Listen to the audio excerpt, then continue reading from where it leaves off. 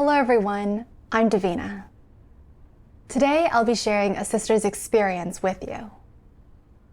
When fellowshipping about God's words during gatherings or discussing issues, she always feared performing poorly, leading others to look down on her. As a result, she chose to remain silent, concealing her true thoughts. Later, after reading God's words, she gained some understanding of her corrupt disposition and experienced transformation. How did she seek the truth to solve her problem? What changes did she gain through this experience? Let's listen to her story together.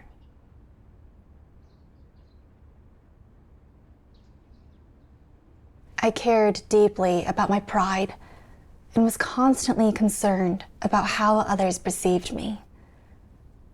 Whenever I attended gatherings, I would become very nervous, always fearing that if I didn't pray or fellowship well, others would look down on me.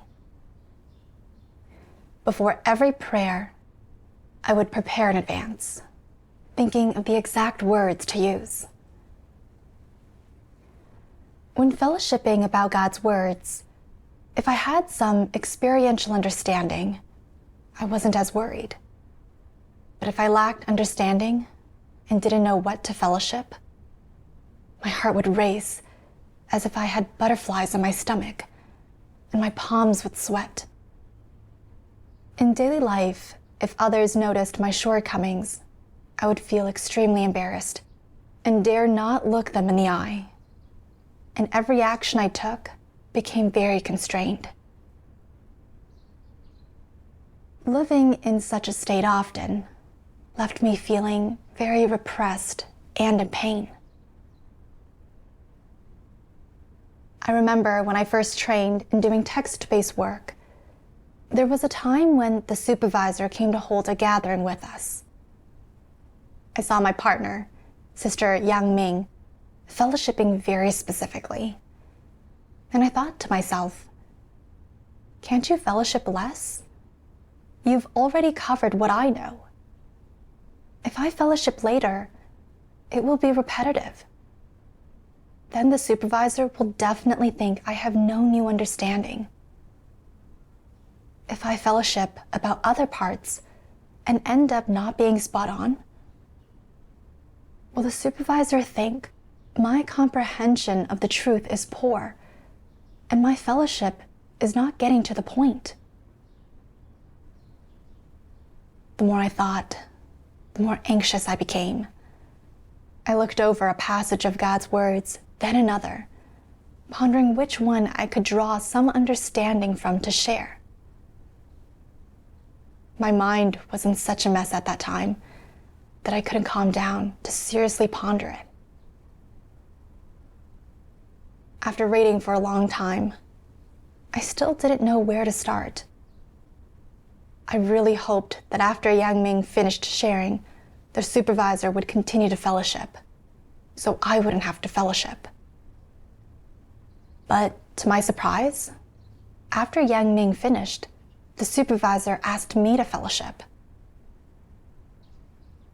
I was worried that if I said that I had no understanding, others would look down on me, so I ended up staying silent.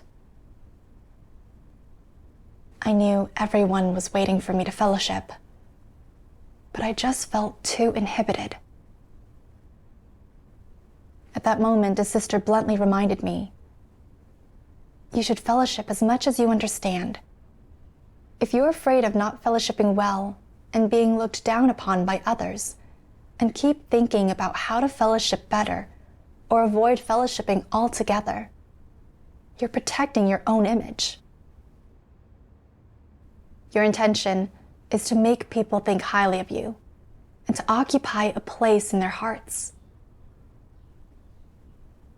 Those few words struck me directly in my heart. I didn't dare to lift my head to look at the brothers and sisters. My face was burning, and I felt resistant inside, thinking, I also know I shouldn't be like this, but I just can't overcome it. Seeing me remain silent all along, everyone else didn't say anything more. At that time, the atmosphere was very awkward. After the gathering, I felt constantly distressed and was unable to fully engage in my duties. Another time, Sister Zhang Xing asked Yang Ming and me to give feedback on a script she had written. Soon after, Yang Ming pointed out the issues she saw. After she finished, Zhang Xing asked me what problems I spotted. I thought, it seems like the thought process isn't very clear, but I'm not sure where the problems are. What should I say? If I say something wrong, it will be so embarrassing. To avoid being looked down upon, I remained silent. Zhang Xing asked me again, and although I appeared calm on the surface, I was anxious inside. I haven't figured it out yet. What should I say? If I mention the minor issues I noticed, it would be fine if I'm right. But if I'm wrong, will Zhang Xing think that after working on the script for some time, I can't even identify the issues? And that I am really too bad? At this moment, Zhang Xing grew impatient and said, "Don't just keep silent. If you've noticed something, say what you've seen. If you haven't, just say so." Everyone looked at me quietly. At that moment, I felt extremely awkward and wished I could just sink into the ground. Reluctantly, I said, "Let's not discuss it for now. Just leave it as you've written for the time being." Everyone had no choice but to go back to their own tasks. I sat there feeling very embarrassed and deeply distressed. Thinking about the earlier scene, I couldn't help but speculate on how the two sisters would view me. The more I thought about it, the more upset I became, and I wasn't in the mood to do my duties, feeling as if a heavy stone was pressing on my heart.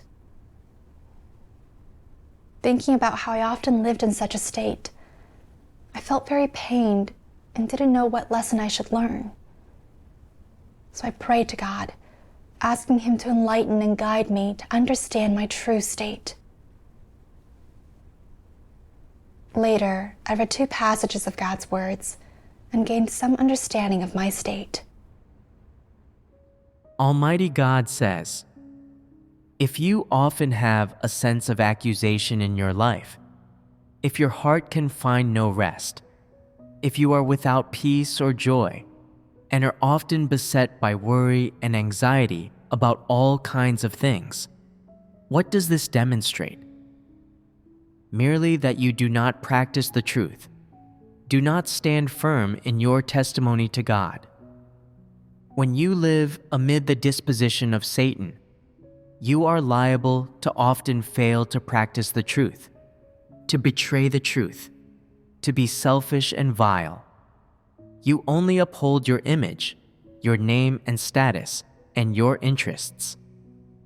Always living for yourself brings you great pain. You have so many selfish desires, entanglements, fetters, misgivings, and vexations that you do not have the least peace or joy. To live for the sake of corrupted flesh is to suffer excessively. Those who pursue the truth are different.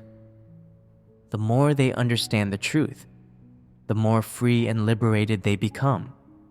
The more they practice the truth, the more they have peace and joy.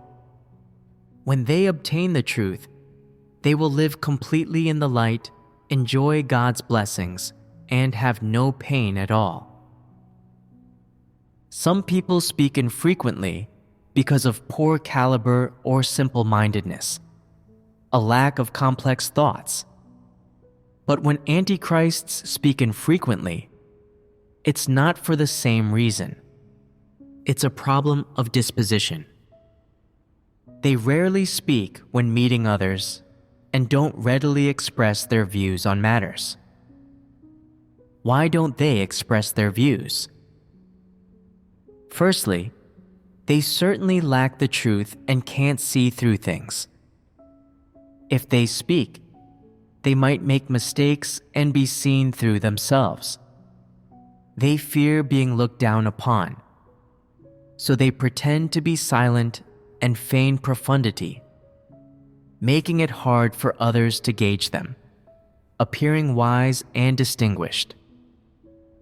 With this facade, people dare not underestimate the Antichrist, and seeing their seemingly calm and composed exterior, they hold them in even higher regard and dare not slight them. This is the devious and wicked aspect of antichrists. They don't readily express their views because most of their views are not in line with the truth, but are merely human notions and imaginings, not worthy of being brought out into the open. So, they remain silent. Inside, they hope to obtain some light, which they can release to gain admiration. But since they lack this, they stay quiet and hidden during fellowship of the truth, lurking in the shadows like a ghost waiting for an opportunity. When they find others speaking forth the light, they figure out ways to make it their own, expressing it in another manner to show off. This is how cunning antichrists are. No matter what they do, they strive to stand out and be superior, as only then do they feel pleased. If they don't have the opportunity, they first lie low and keep their views to themselves. This is the cunningness of antichrists. For example, when a sermon is issued by God's house, some people say it seems like God's words, and others think it seems more like a fellowship from the above. Relatively simple-hearted people speak what's on their mind. But antichrists, even if they have an opinion about this, keep it hidden. They observe and are prepared to follow the majority view. But in actuality, they can't thoroughly grasp it themselves. Can such slick and crafty people understand the truth or have real discernment? What can someone who doesn't understand the truth see through? They can't see through anything.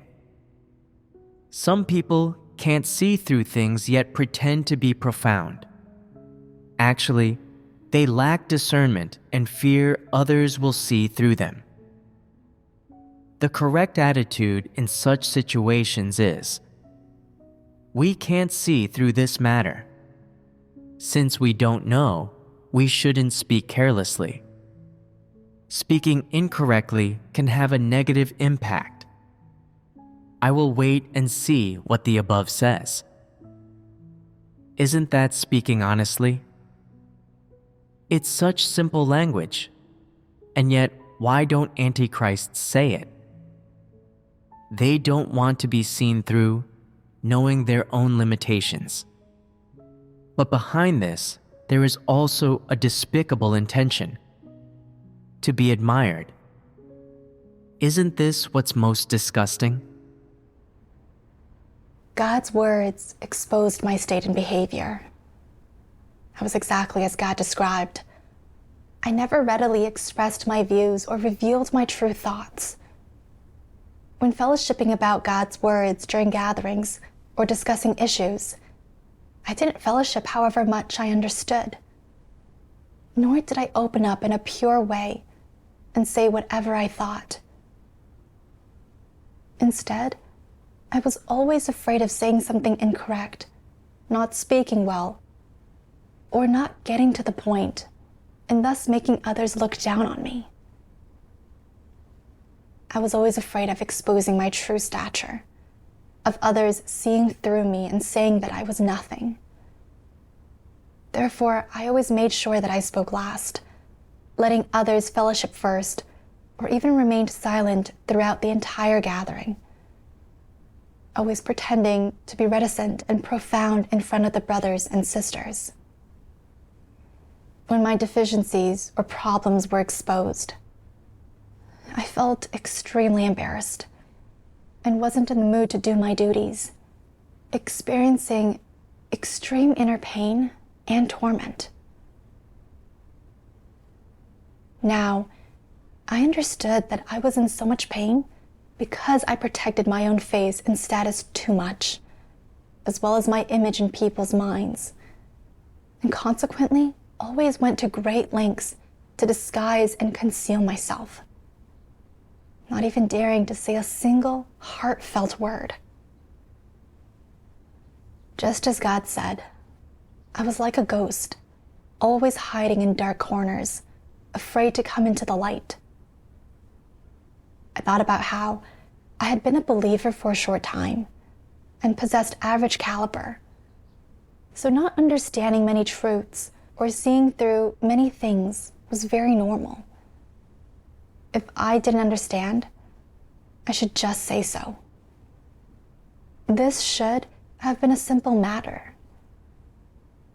But for me, it was very difficult. To avoid being seen through or looked down upon, and to protect my own face and status, I tried every means to conceal myself and dupe the brothers and sisters. I really was very deceitful. It was only through the exposure of God's words that I recognized this was a wicked disposition after all. The more I compared myself to God's words, the more I felt I was ugly and disgusting, lacking in any human likeness and shameful. And so, I wanted to reverse the state and no longer live this way. Later, I read a passage of God's words. Almighty God says, regardless of what befalls you, if you want to tell the truth and be an honest person, you must be able to let go of your pride and vanity. When you don't understand something, say that you don't understand. When you are unclear about something, say you are unclear. Do not be afraid of others looking down on you or thinking less of you. By consistently speaking from the heart and telling the truth in this way, you will find joy, peace, and a sense of freedom and liberation in your heart, and vanity and pride will no longer constrain you. No matter who you interact with, if you can express what you truly think, open your heart to others, and not pretend to know things you don't, then that is an honest attitude. Sometimes people may look down on you and call you foolish because you always tell the truth. What should you do in such a situation? You should say, even if everyone calls me foolish, I resolve to be an honest person and not a deceitful one. I will speak truthfully and according to the facts. Although I am filthy, corrupt, and worthless before God, I will still tell the truth without pretense or disguise. If you speak in this way, your heart will be steady and at peace. To be an honest person, you must let go of your vanity and pride. And in order to speak the truth and express your true feelings, you should not fear the ridicule and contempt of others. Even if others treat you like a fool, you should not argue or defend yourself. If you can practice the truth in this way, you can become an honest person. After reading God's words, I had a path of practice. To free myself from the constraints and bondage of vanity and pride, I needed to practice being an honest person. I had to learn to let go of my pride and open up in a pure way. If I didn't know something, I just had to say that I didn't know. If I didn't understand, I could just say so. Even if I was looked down upon for saying something wrong or admitting my lack of understanding, I'd have then practiced the truth and been an honest person once before God, which would make me feel at ease and liberated. This is more meaningful than gaining praise and admiration from others. When I thought this, I no longer had so many concerns, and I wanted to practice the truth and change myself. Later, whether it was in fellowshipping about God's words during gatherings or discussing issues, whenever I wanted to put up a front or disguise myself, I would pray to God and consciously rebel against my wrong intentions. I would share as much as I understood. And if I didn't understand, I would just say so and reveal my true thoughts. As I practiced this way, I gradually began to feel more liberated in my heart. Later, I wasn't able to do my duties for 6 months because I was arrested by the Communist Party. After I was released, the leader arranged for me to continue to do a text-based duty. Since the brothers and sisters in the team were all new to training in text-based work, the leader suggested I temporarily take on the role of team leader. As it was a long time since I'd done this duty, I felt a bit rusty at writing scripts, and in the entire afternoon, I didn't write much. As I was getting anxious, a sister asked me for help because she couldn't see the issues clearly in her script. At that time, I couldn't quiet my heart, and after reading the script, I couldn't spot any problems. When she asked what issues there were, I stumbled and couldn't answer, which immediately made me feel quite embarrassed. I thought, I'm the team leader after all. I have to help solve the problems the team members can't see clearly. Now that I can't give a clear answer, will she say, "You're the team leader. Is this really the level you're at?" I felt really ashamed. That evening, as I looked at the script that I'd got stuck halfway through writing, I wanted the other sisters to take a look at it. But I worried they might say my level couldn't be great if I'd made such a mess of this script. I felt very hesitant, and for a long time didn't dare to show it to the sisters. At that time, I realized my state wasn't right. I was afraid of others seeing my shortcomings and was protecting my face and status. So, I prayed to God and consciously reversed the state. Then I showed the script to the sisters. With their fellowship and help, I gained a bit of a path for how to continue writing it. Later, I realized that I was constantly being constrained by my pride. Sometimes through prayer, I could reverse this state a bit, but my problem definitely wasn't completely resolved. I thought, even though I knew that putting up a front and disguising myself was so painful and exhausting, why did I still often live in such a state? In my seeking, I read a passage of God's words.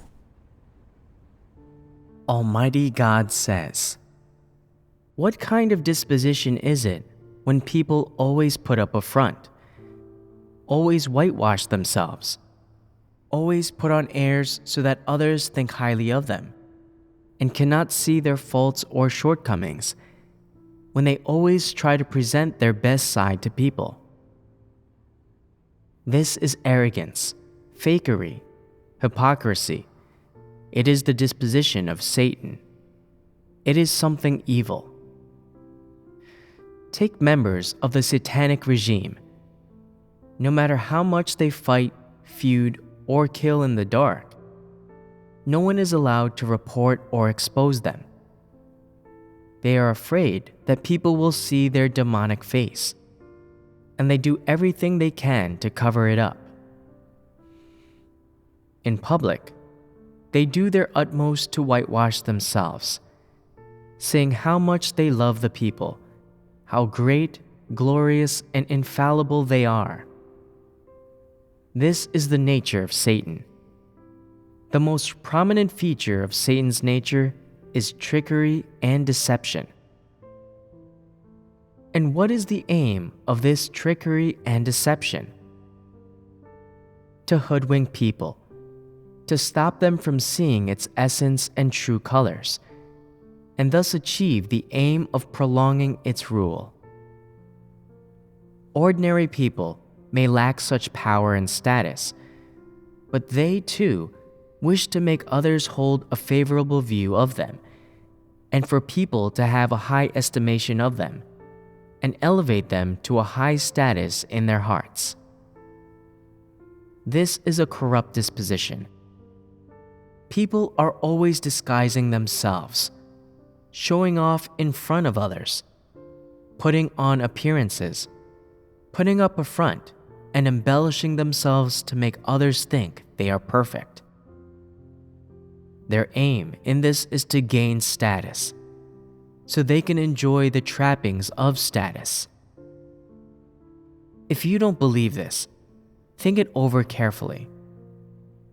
Why do you always want to make people think highly of you? You want to make them worship you and look up to you, so you can eventually take power and enjoy the trappings of status.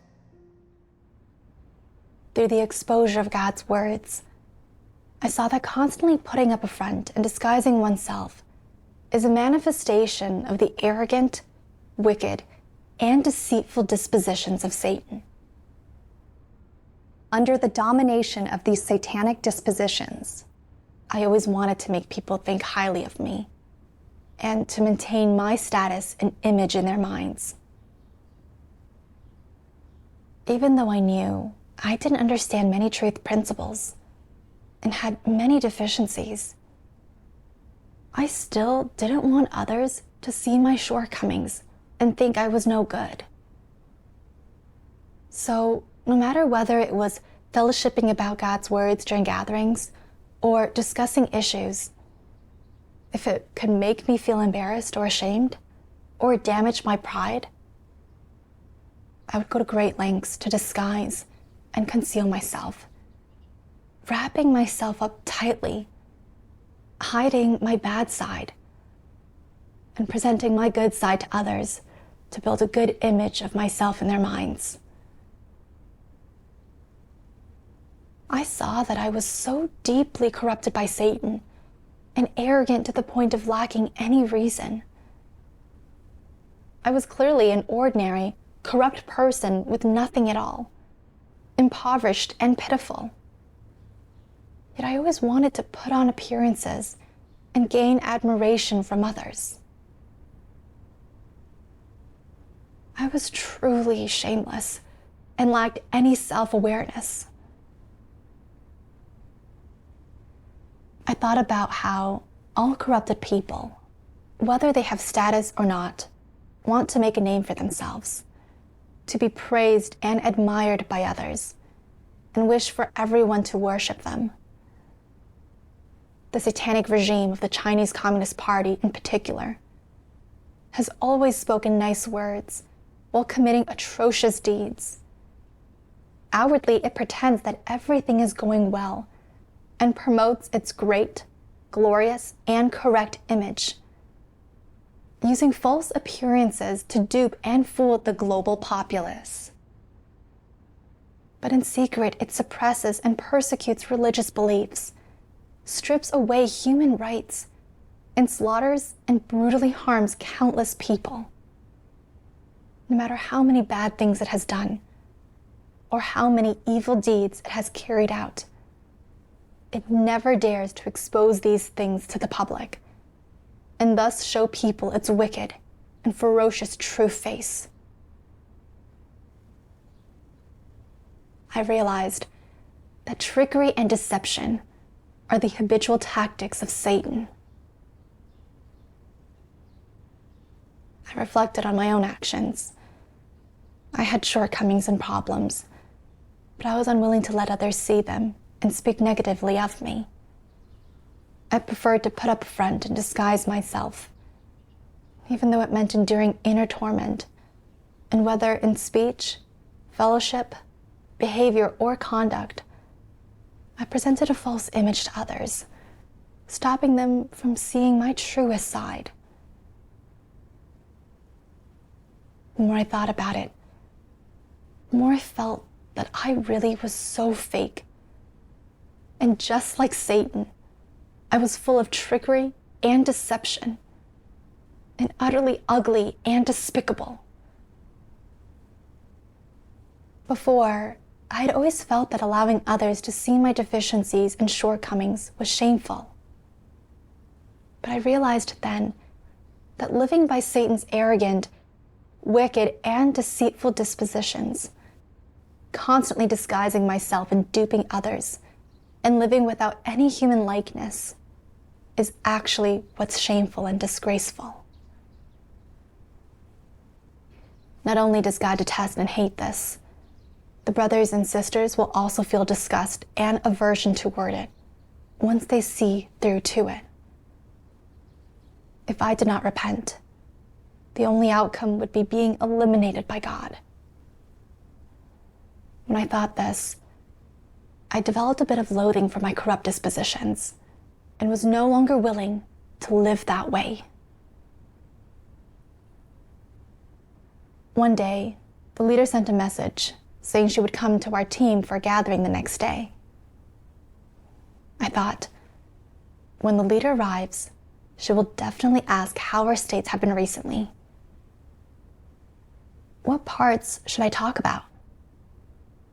Recently, I've realized that I love status and want to become a supervisor. But it would be so embarrassing to say that. My understanding of the truth is shallow, and I haven't had many real experiences, yet I still want to take on the role of a supervisor. If I talk about it, will the brothers and sisters say that I do not know my place in the universe and I'm overestimating myself? The more I thought about it, the more embarrassing it seemed, and I didn't have the courage to speak up, thinking, maybe I should just talk a bit about my experiences of positive entry. But the leader is coming to the gathering to help us resolve our wrong states and difficulties. If I don't open up, then I'm not being an honest person, and my problems won't get resolved. My mind was churning. I worried that I would give the leader the impression that I was overly concerned with status and lacking in self-awareness. So I didn't have the courage to speak up.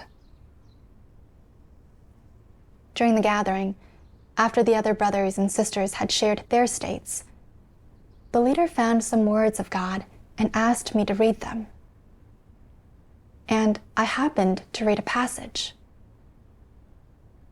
What kind of disposition is it when people always put up a front, always whitewash themselves, always put on airs so that others think highly of them and cannot see their faults or shortcomings, when they always try to present their best side to people?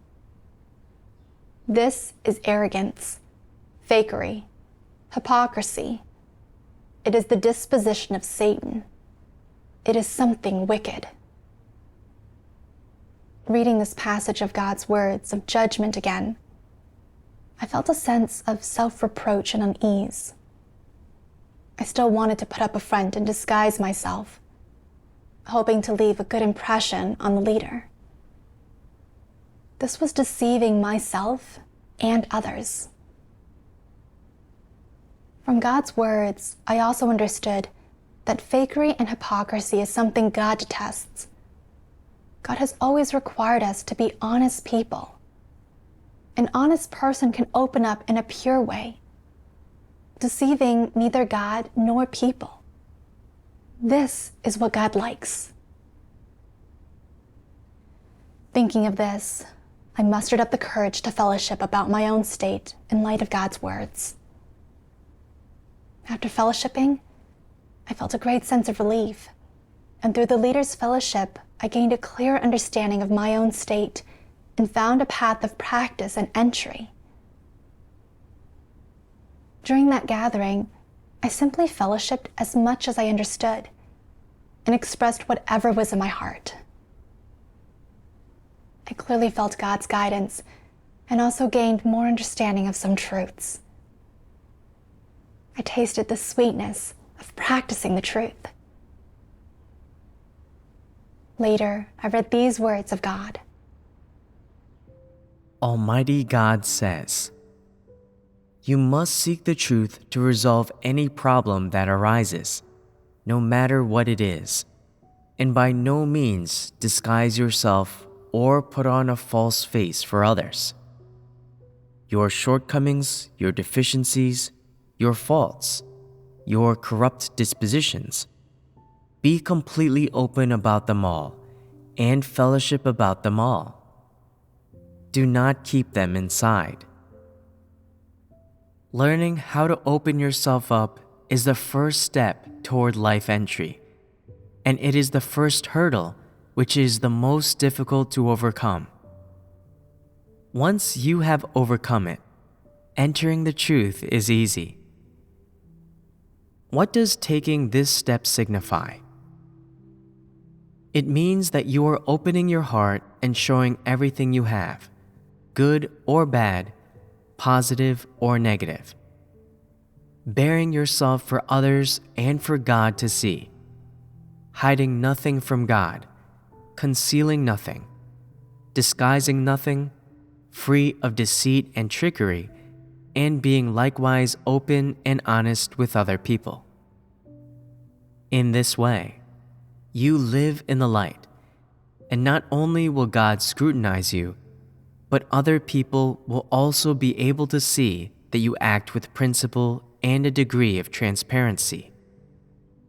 You do not need to use any methods to protect your reputation, image, and status, nor do you need to cover up or disguise your mistakes. You do not need to engage in these useless efforts. If you can let these things go, you will be very relaxed. You will live without constraints or pain, and you will live entirely in the light. Learning how to be open when you fellowship is the first step to life entry. Next, you need to learn to dissect your thoughts and actions, to see which are wrong and which God does not like, and you need to reverse them immediately and rectify them. What is the purpose of rectifying them? It is to accept and take on board the truth, while getting rid of the things within you that belong to Satan and replacing them with the truth. Before, you did everything according to your deceitful disposition, which is lying and deceptive. You felt that you could get nothing done without lying. Now that you understand the truth and loathe Satan's ways of doing things, you no longer act that way. You act with a mentality of honesty, purity, and submission. If you hold nothing back, if you do not put on a front, a pretense, or cover things up, if you lay yourself bare to the brothers and sisters, do not hide your innermost ideas and thoughts, but instead allow others to see your honest attitude, then the truth will gradually take root in you. it will blossom and bear fruit. It will yield results little by little. If your heart is increasingly honest and increasingly oriented toward God, and if you know to protect the interests of God's house when you perform your duty, and your conscience is troubled when you fail to protect these interests, then this is proof that the truth has had an effect in you and has become your life. God's words showed me the path of practice, learning to be open about my deficiencies and shortcomings, not disguising myself or putting up a front, not maintaining my vanity and pride, and practicing the truth and being an honest person. This is the first step in entering the truth. After that, I no longer used silence to conceal myself. If I encountered problems that I could not see clearly, I would say that I didn't see clearly and didn't know how to solve them, and I would actively ask other brothers and sisters about them. When fellowshipping together to discuss problems, I would share as much as I understood and say exactly what I thought, straightforwardly and without pretense. After practicing this way for a while, I found that opening up in a pure way, without putting up a front and disguising myself, was becoming increasingly easier, and I no longer felt it was shameful. Now, whether in gatherings, prayers, fellowships, or interacting with brothers and sisters, I no longer concern about my pride or image, nor am I as anxious, nervous, or distressed as I used to be. I felt that breaking free from my corrupt dispositions has made my life much lighter, more liberated, and simpler. Although I have only made a small change so far, I'm willing to continue pursuing the truth and striving upward. I've finished reading this letter. Thank you for watching, and see you next time.